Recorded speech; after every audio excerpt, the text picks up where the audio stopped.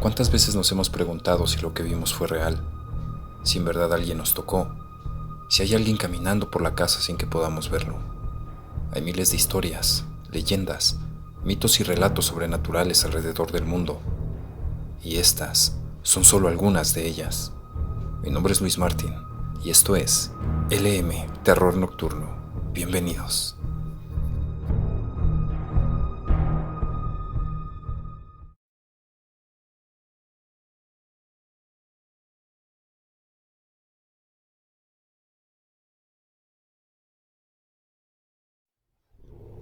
La extraña confesión de una difunta. Cuenta la leyenda que una noche, un sacerdote de la Ciudad de México había sido invitado a cenar a la casa de una noble familia. Todos comían y platicaban tranquilamente, cuando fueron interrumpidos por unas personas que tocaban a la puerta. Los criados acudieron a ver quién era y regresaron para avisarle al padre Aparicio que lo buscaban dos individuos humildes que, aparentemente, estaban algo pasados de copas. El sacerdote salió a ver quién le llamaba, y los dos desconocidos le pidieron que los acompañara, pues le dijeron que había una moribunda que necesitaba la absolución de sus pecados. «No se preocupe, es aquí cerca», le dijeron. El padre Aparicio se disculpó con el dueño de la casa, diciéndole que acudiría a ayudar a esa pobre mujer y que regresaría en poco tiempo. Uno de los hombres le indicó la dirección a seguir y caminaron por un estrecho callejón. Al final de este estaba una carreta con un cochero y le dijeron que lo llevaría con la moribunda. Entre los dos ayudaron al padre Aparicio a subir. «Ya sabes a dónde llevarlo», le dijo uno de los hombres al conductor. El carro comenzó a moverse, dejando atrás las calles del centro de la Ciudad de México. Poco a poco el padre Aparicio comenzó a distinguir que se acercaban a los límites de la región más habitada, pero también la más pobre. Fue entonces que llegaron a una casa con aspecto descuidado y ruinoso. Las ventanas estaban cerradas con tablones, y la puerta no tenía cerradura. Al abrirla, rechinó sonoramente cuando una anciana, vestida con andrajos y rebozo, salió a recibir al sacerdote. El padre Aparicio se desconcertó un poco ante la apariencia del lugar, pero se presentó con la vieja, que lo invitó a pasar con lágrimas en los ojos. La casa estaba casi sin muebles, a no ser por una mesita donde había un candelabro que iluminaba la estancia. Debido a su voz baja y a que la mujer ya carecía de la mayor parte de su dentadura, el padre apenas pudo comprender a la anciana, quien le dijo que en el piso superior estaba la moribunda. El sacerdote subió por la apolillada escalera de madera y vio que la casa estaba como abandonada, como si se hubieran mudado hacía tiempo. Al fondo, la tenue luz de una veladora alumbraba un petate sobre el cual estaba una mujer joven, enfundada en un vestido de terciopelo y con una diadema en la frente. La enferma sudaba por la intensa fiebre y decía cosas ininteligibles. Se encontraba tan mal que la pobre estaba delirando.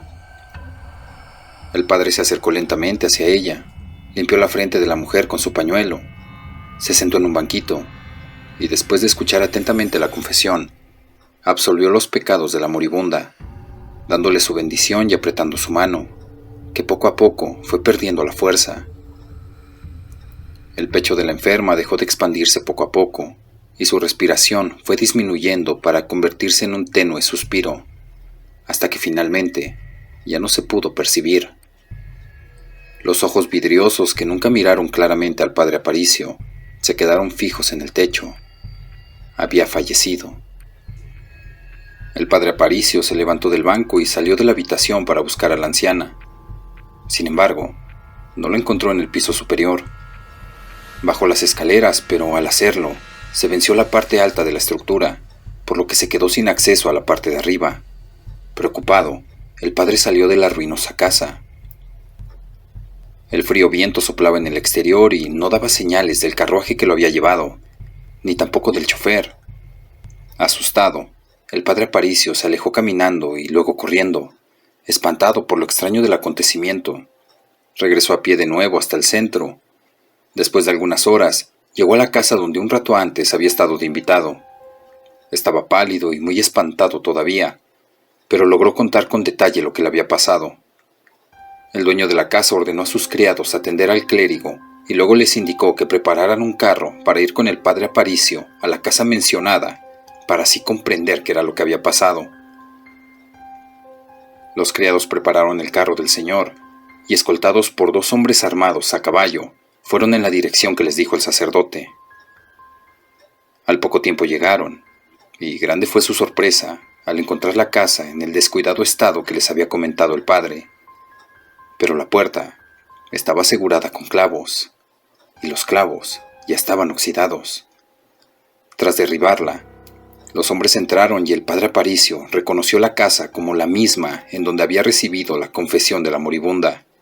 Sin embargo, todos coincidían en que la casa tenía el aspecto de estar abandonada hacía años.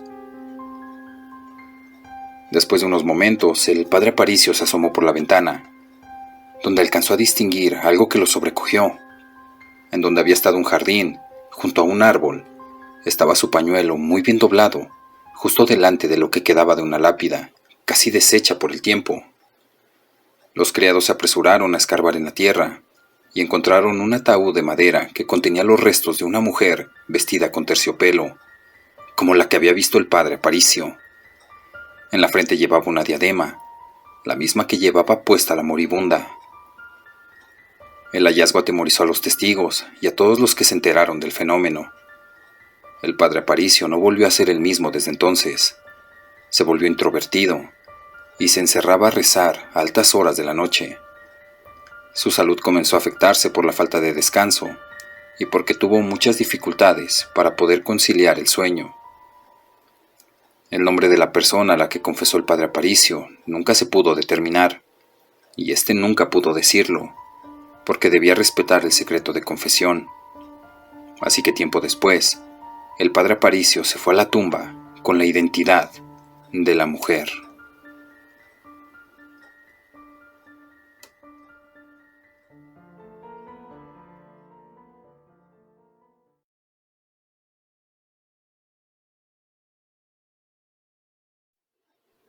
La tumba del sacerdote. Panteón Jardines del Recuerdo. La noticia de la muerte del padre Anselmo Martínez se extendió rápidamente por toda la colonia donde vivía. Tenía 84 años de edad y fue el sacerdote más querido. Siempre se le veía visitando enfermos y caminando por las calles de la colonia, cuidando a sus feligreses. Hasta el último día de su vida, se preocupó por cumplir con sus obligaciones, repartiendo despensas y dinero a los más necesitados. El suyo fue un funeral memorable. Asistió mucha gente, incluso aquellos que no formaban parte activa de la iglesia. Toda la colonia se movilizó para acompañar al padre Anselmo a su última morada en el Panteón Jardines del Recuerdo. Nadie había visto un cortejo tan numeroso.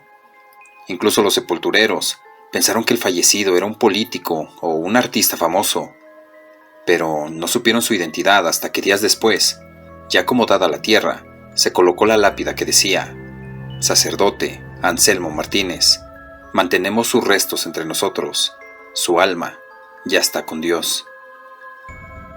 Tiempo después, los sepultureros y las personas que iban a visitar a sus muertos empezaron a notar actividad extraña cerca de la tumba del padre Anselmo, pues pese a poner tanto empeño en cuidar el pasto de la tumba, este siempre aparecía maltratado por pasos.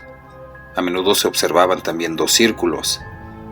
Los sepultureros pensaron que quizás la gente que visitaba la tumba era la responsable de estas marcas, y por ello se quedaban cerca para revisar que no pisaran el pasto. No obstante, nunca vieron a ningún visitante profanar la tumba, ni maltratar el pasto, y mucho menos observaron el objeto con el que marcaban los misteriosos círculos. Una noche, Vicente Cortés, uno de los jardineros encargados de la sección del padre Anselmo, decidió quedarse a cuidar, pues todos creían que las marcas eran de un bromista. Cuando casi eran las 2 de la mañana, sintió un escalofrío recorrer su cuerpo. Algo helado había pasado a su lado. Su piel se erizó y sus pies no respondieron a sus impulsos de correr. La sombra que había pasado junto a él se detuvo frente a la tumba del padre Anselmo. Ante la mirada aterrorizada de Vicente, ésta se arrodilló y se mantuvo así durante un gran rato. Vicente estaba parado en un rincón del muro donde terminaba el jardín en el que reposaban los restos del padre. Observaba en dirección a la tumba. Ya su terror había pasado y se había convertido en curiosidad, pues ahora que sus ojos se habían acostumbrado a diferenciar la sombra de la oscuridad del panteón, pudo distinguir que parecía pertenecer a un hombre. Después de lo que a Vicente le pareció una eternidad, la sombra se levantó y regresó. Cuando pasó junto a él, sintió ese frío que se colaba en sus huesos.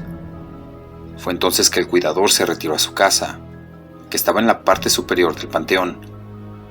Al día siguiente, todo lo que había visto le pareció un sueño, o quizá el fruto de su imaginación. No quiso contar la historia por vergüenza o miedo a que lo creyeran loco. Al llegar al jardín para podar el pasto, se acercó a la tumba del padre Anselmo. Ya no se sorprendió al encontrar los círculos, y supuso que correspondían al lugar donde la sombra puso las rodillas al hincarse. La noche siguiente, Vicente salió de su casa. Cuando dieron las 12, a su lado volvió a pasar una sombra oscura y nuevamente sintió miedo. Aquel ser extraño se arrodilló ante la tumba del padre Anselmo. El cuidador se armó de valor y se acercó a escuchar, pero al oír algunos murmullos, su miedo pudo más y se echó a correr. Se dice que la bondad y el espíritu de servicio del padre Anselmo son la causa por la que muchas almas vecinas que comparten el mismo lugar de descanso buscan la confesión con el sacerdote, y entre algunos sepultureros aseguran que el alma del padre Anselmo todavía sirve a su prójimo, aún después de muerto. Así que, si ves a un fantasma caminar por el panteón, tal vez no debas espantarte, pues quizá solo busca confesarse con el sacerdote del panteón.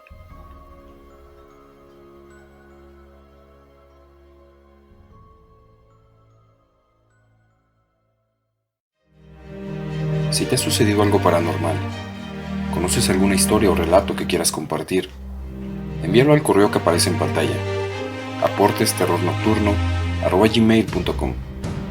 También puedes enviarme fotos o videos paranormales que te gustaría que publicara en próximos videos.